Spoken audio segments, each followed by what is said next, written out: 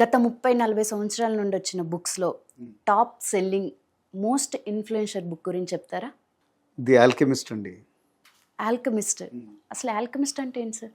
The alchemist అంటే కొన్ని I think వందల సంవత్సరాల క్రితం కెమిస్ట్రీలో నిష్ణాతులు, అంటే మెటల్స్ అవి ఇవన్నీ కూడా వాటిలో ఎక్స్పర్టైజ్ ఉన్నవాళ్ళు, వాళ్ళకి చాలా గాఢమైన ఇంట్రెస్ట్ ఉండేదన్నమాట.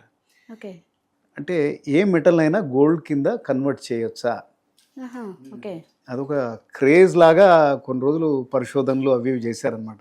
అంటే ఇనుమునైనా గోల్డ్ మార్చి ఏదైనా చేయొచ్చు. అట్లాంటప్పుడు ఎట్లా ఉంటుందో సిచ్యువేషన్ ఆలోచించండి. అందుకని ఈ పుస్తకం తెలుగులో కూడా ఉంది. ఇది దాని పేరు పరుసవేది. అంటే డిఫికల్ట్ వర్డ్, అంటే నేను గూగుల్ చేసి చూస్తే దాని అర్థం అదే అనమాట. ఏ మెటల్నైనా బంగారం కింద కన్వర్ట్ చేసేవాడిని ద ఆల్కెమిస్ట్ అంటారు. అట్లా జరగలేదు, అది వేరే విషయం. So that is the name of the book. Okay. అసలు ఈ బుక్ స్పెషాలిటీ ఏంటి సార్? ఇది ఒక మోటివేషనల్ బుక్ అండి. అంటే అందరిని ఇన్స్పైర్ చేసే పుస్తకం.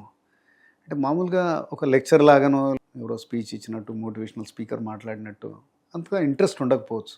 ఎప్పుడైతే దాన్ని కథ రూపంలో అల్లుతారో, ఫేబుల్ అంటారు, లేకపోతే అలెగరీ అంటారు, అంటే దానికి రిలేట్ చేస్తూ, అంటే ఈ సెంట్రల్ కాన్సెప్ట్ ఏదైతే మోటివేషన్ ఉందో దాని చుట్టూ కథ అల్లుకుంటూ వచ్చారనమాట.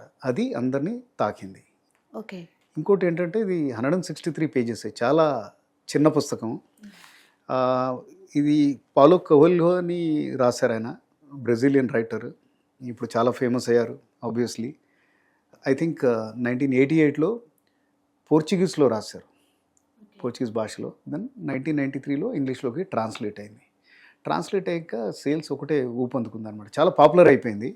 అండ్ ఈ రోజు వరకు సుమారుగా 150 మిలియన్, అంటే 15 కోట్ల కాపీస్ డిఫరెంట్ లాంగ్వేజ్లో ఇది అమ్ముడుపోయింది అనమాట.